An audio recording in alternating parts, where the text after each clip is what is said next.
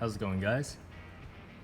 Today I'm going to show you how to install these inner and outer bearing race. Now what I'm going to use is these bearing race installers. I got the size all picked out already. But if you don't have this, it's just going to take a little bit more time. You could use sometimes a block of wood. Sometimes if you have an old race, you could use that as an installer also. But it's a pretty nice investment to get one of these bearing race sets. Now this is the shop's set. As you can see, there's a little bit of abuse going on, and then they lost the handle for it, but then you can easily use a bolt to lock it in,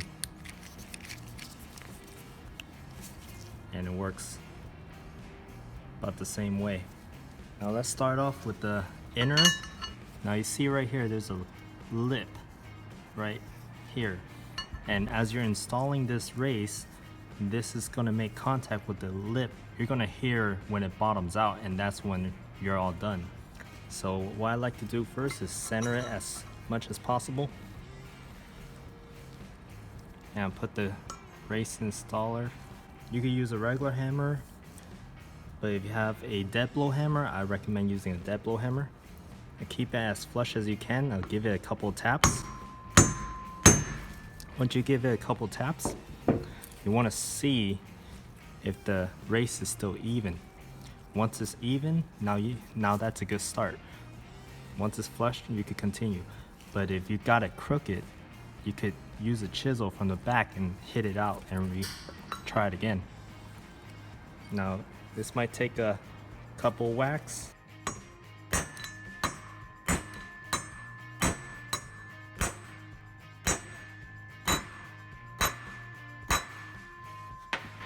Now you hear the difference in sound?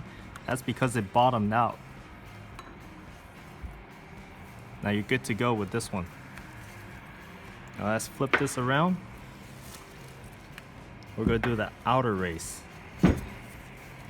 Now the outer race is the same. There's a lip right over here.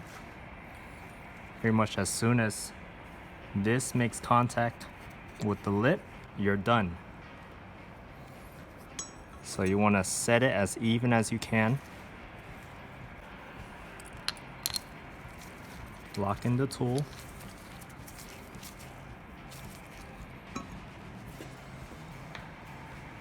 Now give it a couple taps first.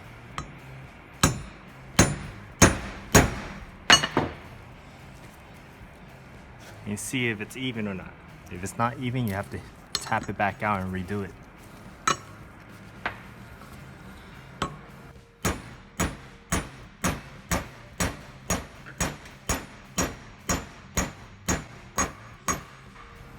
You hear that sound difference?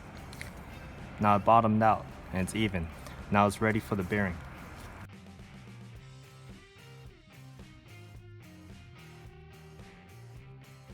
Now whenever you install these new hubs with brand new race and everything, a lot of people like to just put a lot of grease inside here.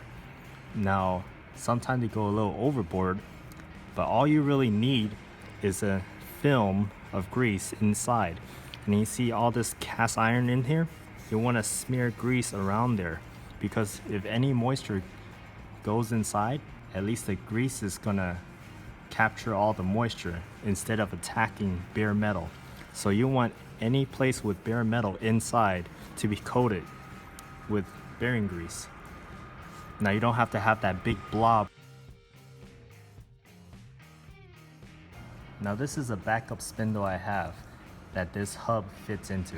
So say this is in the car, what you want to do is you just do a light coat all around this spindle. Make sure all the metal surface is coated. And that way, if any moisture so happen to get through the seal, the inner or outer seal, the moisture won't attack the metal and start rusting it out. And same thing for inside here. So if this is the spindle in the car, what I'm gonna do is just get some grease and just do one layer of film. You could add more if you like, but what's important is you want all the surface area inside to be coated and that thin film is going to protect the spindle from rust. Now this is where the seal is going to be, so you want to add a layer here too, so if the seal ever spins, it's not going to be rubber on bare metal. Same thing for in here. You're going to want to do a thin film. At the same time, you could do a dab of grease in here as long as it's all coated.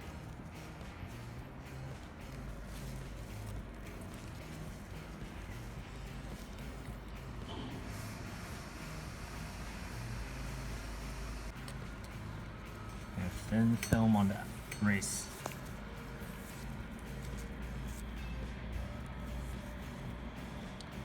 Now you're ready for the bearing.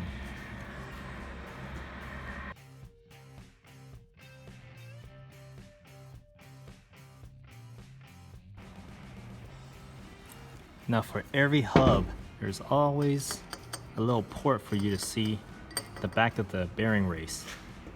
Sometimes you'll have two slots at say the 12 o'clock and the 6 o'clock area, but this is one of the times where you can actually see the whole bearing race on the bottom.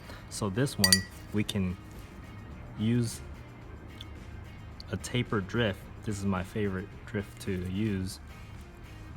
And we lightly tap it in all four corners evenly so that the race will slowly come out.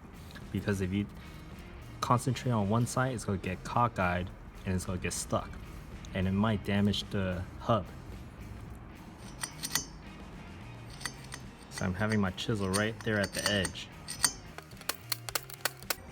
You'll start seeing a shadow form between here. And it's going to start grow bigger and bigger as the bearing starts separating.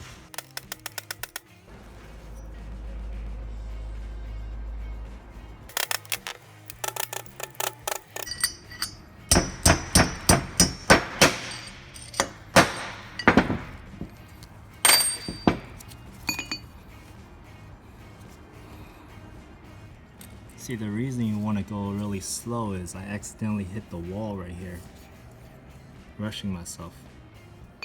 But this is how you remove a bearing race.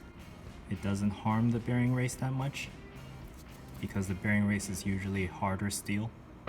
Now if you were to try to remove the outer race, I was putting my chisel right here on the lip, right on the edge,